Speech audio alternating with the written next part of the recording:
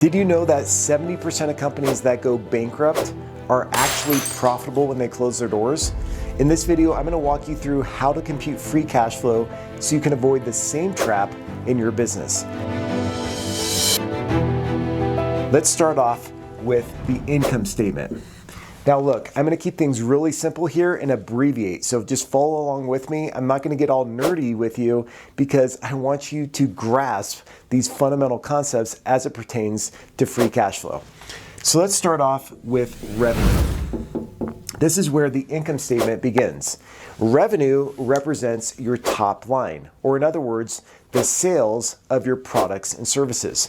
Every time you sell a product and service, it hits here on the top line under revenue. Underneath revenue, we have COGS, also known as cost of goods sold, or cost of revenue.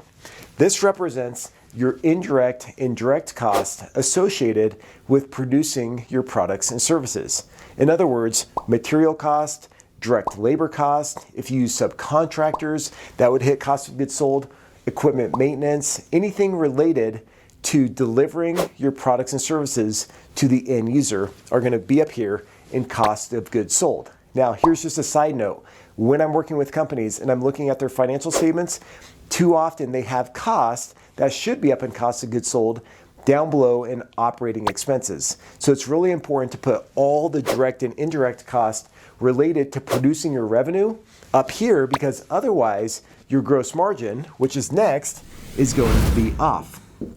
I'm going to abbreviate here, GM, gross margin, also known as gross profit, but this is the amount of profit or margin you make after setting a price for your products and services, selling those out in the market, and then incurring the cost associated with producing that revenue. You're left with gross margin here, gross profit.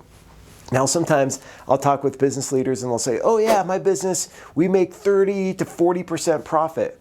Unless they're Google or some other company with some superior competitive advantage, it's probably very unlikely that they're earning a bottom line profit of that amount. Instead, I'm sure they're referring to gross margin. So don't get those confused, and make sure you understand the difference between gross margin and net margin, which we'll get down to here in a minute. So we have gross margin, gross profit. Then we have to account for OpEx. OpEx is just a cool way of saying operating expenses, also known as overhead or SG&A, selling, general, and administrative expenses. All of these costs hit here. Here's some examples. General and administrative payroll, that's going to be a big one. Professional fees, taxes and insurance, sales and marketing, occupancy expenses such as rent and utilities. Everything related to running the business is going to hit OpEx. So we have revenue, cost of goods sold, which then gives us gross margin. We deduct OpEx, and we'll end up with EBITDA. Now, maybe you've heard this term before. It's just a fancy way of saying profit. It stands for earnings before interest, tax, depreciation, and amortization. Let me break this down for you. You may wonder, why are we excluding interest? Because when we're computing free cash flow, ultimately, we're trying to figure out how much cash is available in the business after paying all the bills and everything else to pay back investors, to pay off debt, or to reinvest in the business. In other words, we want to ignore the capital structure of the company. And the capital structure ultimately will dictate the amount of interest a business will earn or the amount of interest it will pay. So since we're trying to compute free cash flow, the amount of money available to capital providers and to reinvest in the business, we're going to exclude it in the free cash flow calculation. Now, if you're an accounting nerd like me, okay, I'm an accounting nerd as well, you may be wondering, okay, Steve, what about other income and other expense? We're going to exclude that in this calculation of free cash flow. There are some other nuances here as well. We're just staying high level because I want you to understand free cash flow and not get lost in the weeds. So let's keep going. We have earnings before interest. I told you why we're excluding interest. We have taxes. We don't want to get there yet. There's some other things we have to account for. And then we have depreciation and amortization, the D and the A.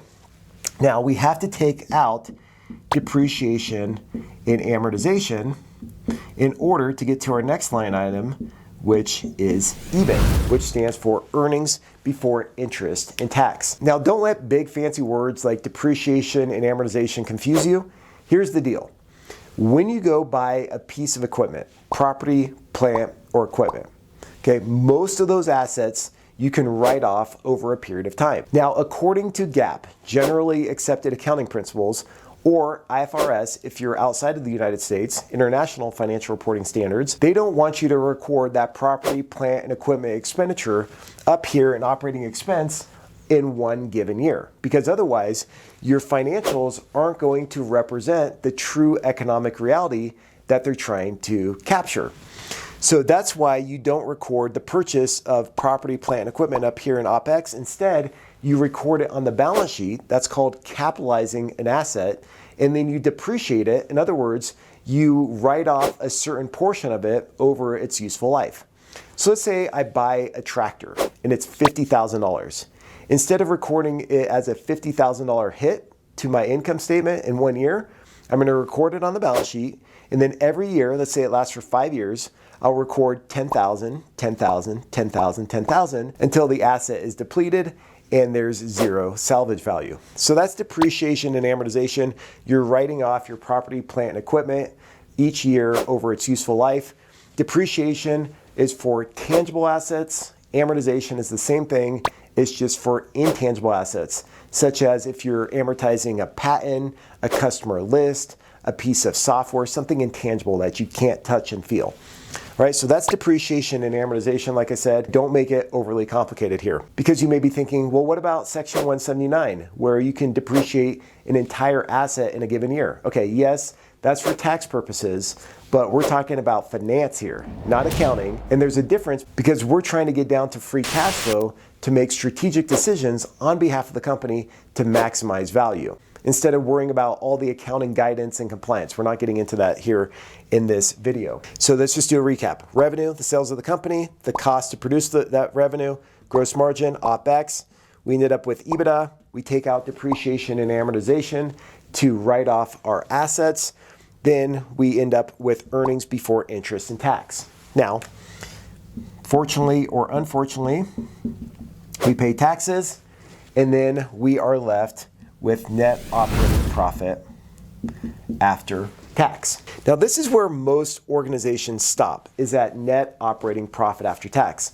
And I'm computing operating profit because I just want to consider the free cash flow that is generated from normal operations. That's why I'm excluding other income and other expenses, because those items aren't a part of normal daily operations of the business.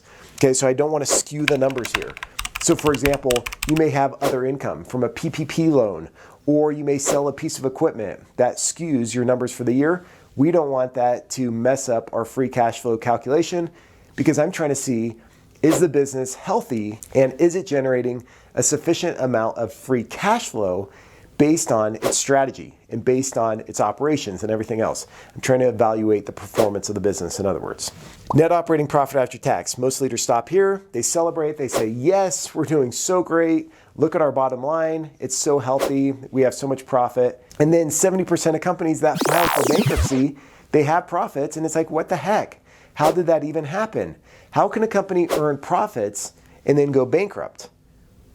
It doesn't mean if you're profitable, you're going to go bankrupt. It means that when you file for bankruptcy, you can still show profits on your financial statement. So you can totally trick yourself and your team into believing that the company is performing well, when in fact, your line of credit is growing and you're running out of cash. You may know what I'm talking about. If it's tough for you to cover payroll on a regular basis, if you're not paying your bills and your accounts payable is climbing, it's because there's this disparity between profits and cash flow. All right, so let me get you down to free cash flow here. We're almost there. We have net operating profit after tax. We pay tax and we have money left over, but we need to add back depreciation and amortization. I'm going to put a plus here. We're adding it back because remember, it's not a true cash outflow to the business. We're just accounting for it up here for tax purposes. We're writing off that asset. But if we don't add it back, then we're going to be miscounting and miscalculating free cash flow. So I add it back here, and then I have to account for plus or minus changes, I'll do a little triangle, in working capital. That does not stand for water closet. That is working capital. Essentially, working capital is the difference between your current assets and current liabilities. In other words, to simplify it, think about your current assets. Typically, your biggest account balances are found in accounts receivable, the amount of cash your customers owe you, and inventory. And from a current liability standpoint, the biggest balance is in accounts payable, the amount of money that you owe your vendors. Now, I know I'm generalizing things and may be different for your business, but that's what working capital is from a high level. It's your current assets minus your current liabilities from period to period, not just at a given point in time. You can't just go to your balance sheet and look at your current assets and current liabilities and put that in here as a number. It has to be the change from one period to the next. That's how you compute your change in working capital. It's shown on the statement of cash flows as well if you want a shortcut to getting there. Okay, then we have capital expenditures, which I'll just abbreviate as CapEx.